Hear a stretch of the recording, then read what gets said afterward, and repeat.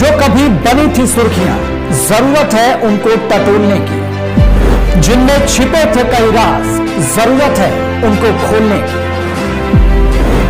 जख्मों की डोर से घटनाओं के शोर तक, किसी को अपनों की तलाश, अब होगा राज का पर्दाफाश, क्योंकि हम लेंगे खबरों की खबर। नमस्कार, आप देख रहे हैं आज तक अभी तक न्यूज। आइए डालते हैं एक नजर आज की खबर पर। विगत कुछ दिन पूर्व मकान को लेकर दो पक्षों में हुई मारा पीटा, जिसका सीसीटीवी वीडियो आया सामने। मध्य प्रदेश की आर्थिक राजधानी कहलाने वाले इंदौर शहर में लगातार प्रॉपर्टी को लेकर कई मामले सामने आ रहे हैं।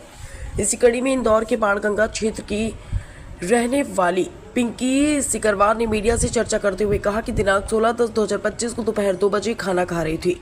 तभी मेरे घर के बाहर विराज और शिवानी अभद्र भाषा का प्रयोग कर रहे थे और गंदी गंदी गालियां देने लगे।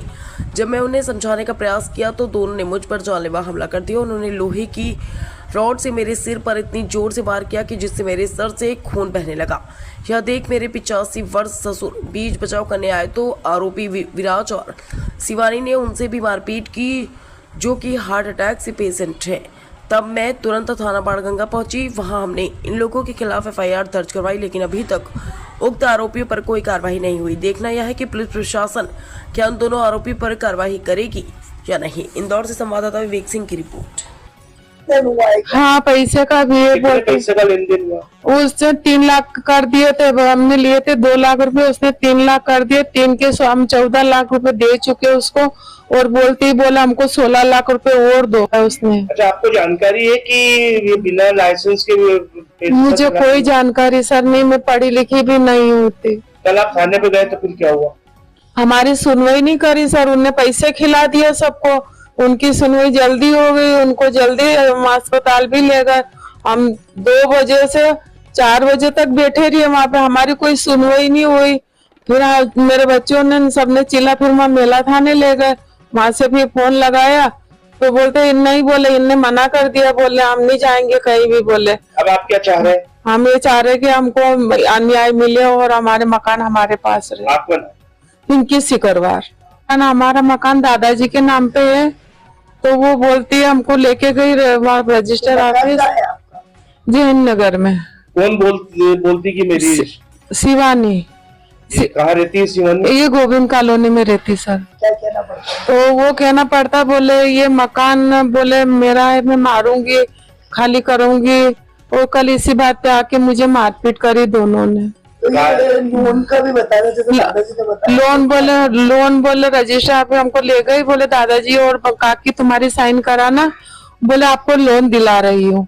लोन के भाई ने वो ले गई और हमारी साइन करवा ली। इस बात की जानकारी आपको नहीं थी? नहीं थी सर। कब लगी आपको इस बात की जानकारी? ये जानकारी हमको अभी 2 महीने बाद लगी कि हमको मकान के बोले धोखाधड़ी से मारपीट करने आई।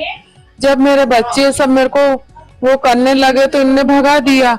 तो कल मेरे घर पे कोई भी नहीं था, दादाजी थे और मैं थी, तो आके अचानक हमको हमला कर दिया हमारे ऊपर। कैसे आपका हमला करा?